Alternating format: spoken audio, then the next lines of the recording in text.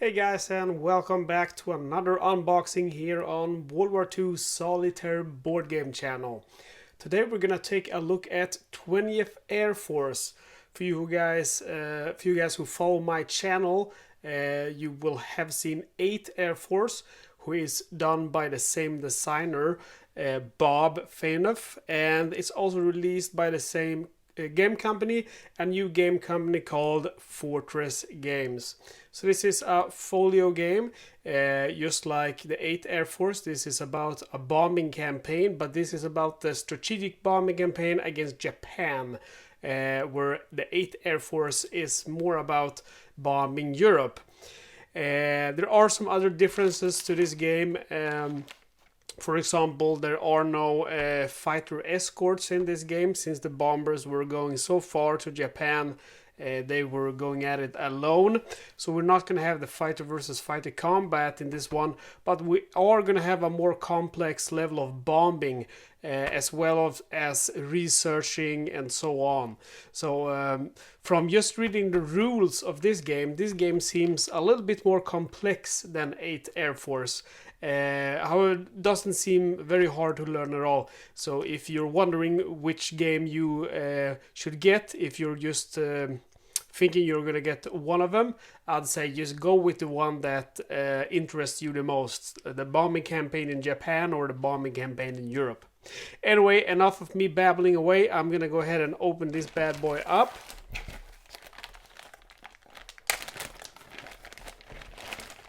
There's a lot of stuff. This is a very heavy game to be a folio game. A lot of counters, and just like the 8th Air Force, we have nice pre-punched counters, so we're not gonna have to deal with any punching of the counters. And we get 2 dice again, one red, one green. And let's see. So we have our rules, or our game manual. There's a little bit of errata, it seems, a small note on that.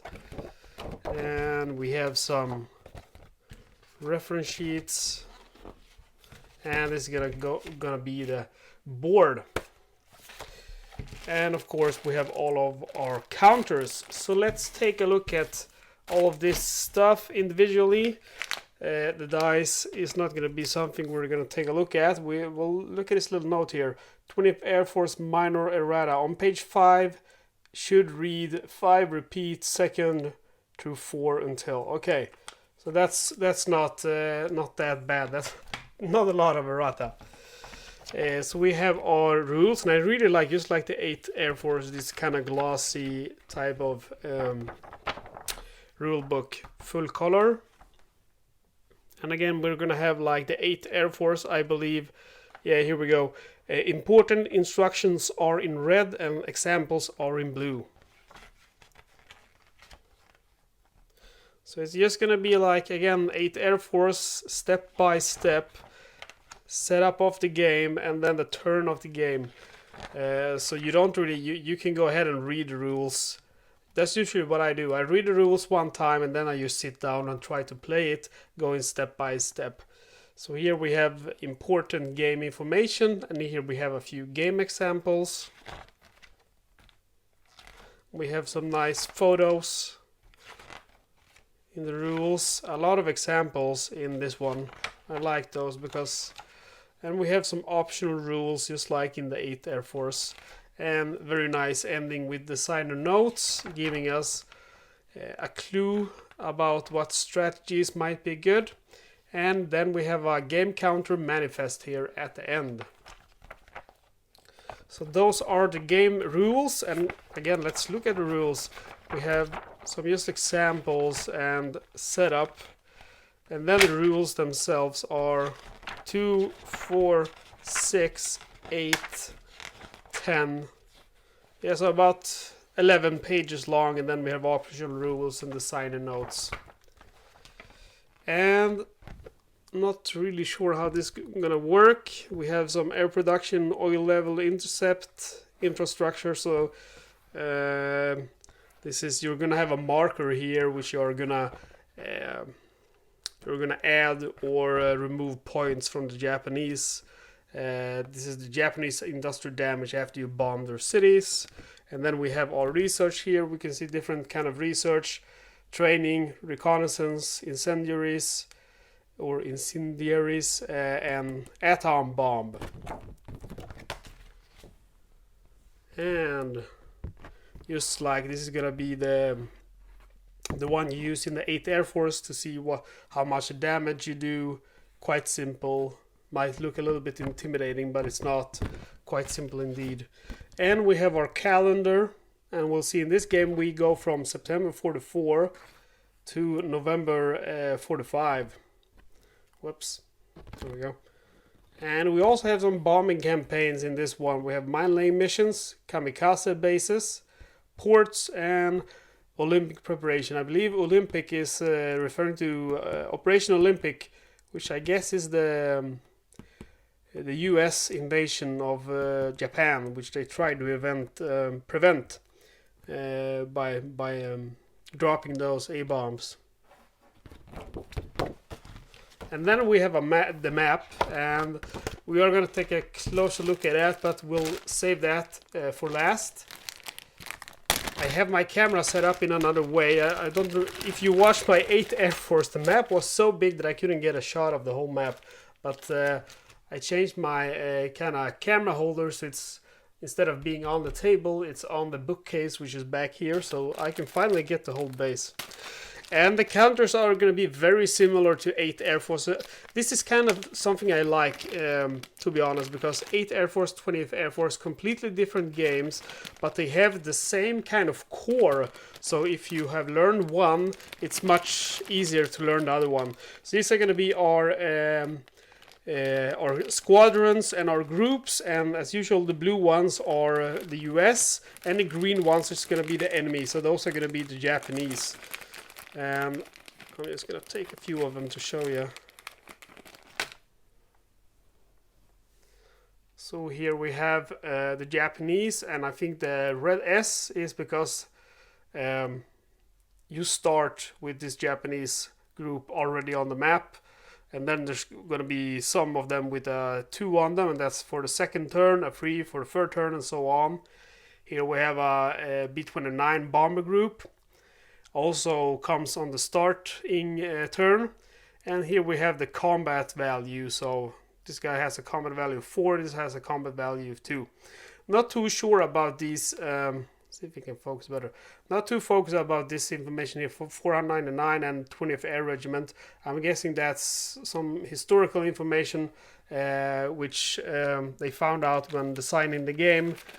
The actual combat groups which were present during the time, I'm guessing.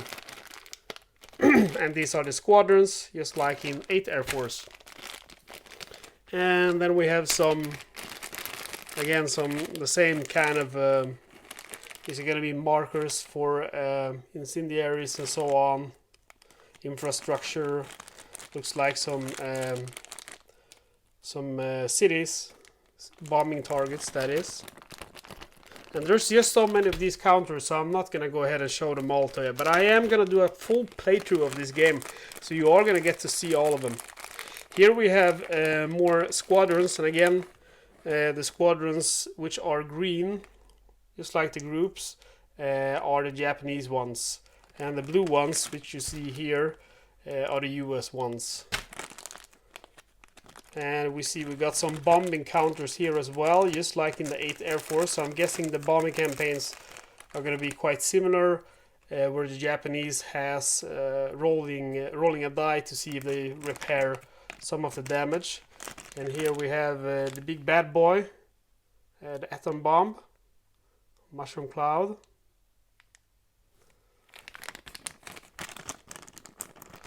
And 1/4 bag of counters, and here we see more city targets: Oita, Kofu, Kokura, Ogaki, and we see some campaign targets and some fire. That's going to be probably from the incendiaries, I'm guessing. So the counters are looking good, and let's take a look at the map. So here we have the map of 20th Air Force. and we can see the island of Japan, looking a little bit similar to 8th Air Force, but not very similar.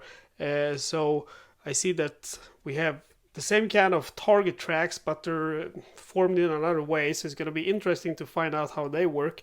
We can see here we have space for low altitude area bombing and high altitude precision bombing. It's going to be with kind of tracks here, so it's going to be definitely interesting to find out how that works. We have return to base. Before Iwo Jima base opens, receive 1/2 rounded down, but may always receive 1. After Iwo Jima base opens, receive all. We have our atom bomb delivery, which can be a failure or a success. 5 different target tracks. We see different A values. Here we see our different bombing campaigns. It's going to be mines, beaches. I'm guessing that's in preparation for Operation Olympic. Kamikaze bases, and we have some ports, which are also going to be some of our bombing campaigns. And then we have our city targets. So these, I'm guessing, are going to be our big cities: Tokyo, Nagoya, Osaka. And then we have minor cities: Nagasaki, Hiroshima, and a bunch of them. And if I remember correctly from reading the rules, I've just read them once, but it's your main mission is going to be bombing all of these 15, I believe, minor cities. And then over here, these are going to be what's left of. We're going to get into this when we read the rules. These are going to be counters that are going to be present here, and you're going to relieve them, reveal them as you bomb your targets. And then we have our big cities. These are going to be our big cities, which we're going to be bombing their air production, oil, infrastructure, and housing. And when all 6 major cities, 75 or 100% destroyed, immediately place all minor city target counters and receive the 4 red diamond B-29 groups. Those are going to be the ones with the atom bombs. Apply whatever force necessary to employ to stop things quickly. General Curtis Lee May, commander of the 20th Air Force. Sorry if I did not pronounce that name correctly. So anyway, guys, this is 20th Air Force, and I gotta say, I think you are getting quite a lot here, and I'm hoping this game is gonna be just as good as I think the 8th Air Force is. I've been playing that quite a lot. And I'm also looking forward to sharing more playthrough views of that game with you. I just need to win first, because you know how I am. I want to win. I'm not playing because I, just want to play. I'm playing to win. And we have a lot of stuff here, a lot of reference sheets, a lot of, we have the calendar map, a lot of counters, all rules. So a lot of game here, guys. So stay tuned, because a playthrough is coming quite soon. I'm hoping this summer, pushing this one up at spot number 1 in my queue of games to show you guys how they work. And again, if you haven't watched my video on 8th Air Force, I recommend you to go see it. It's a fun game. It's a long playthrough. I think it's my longest one. It's about 5 or 4 hours, but it's worth it. It's quite exciting. All right, guys, stay safe out there. See you next time.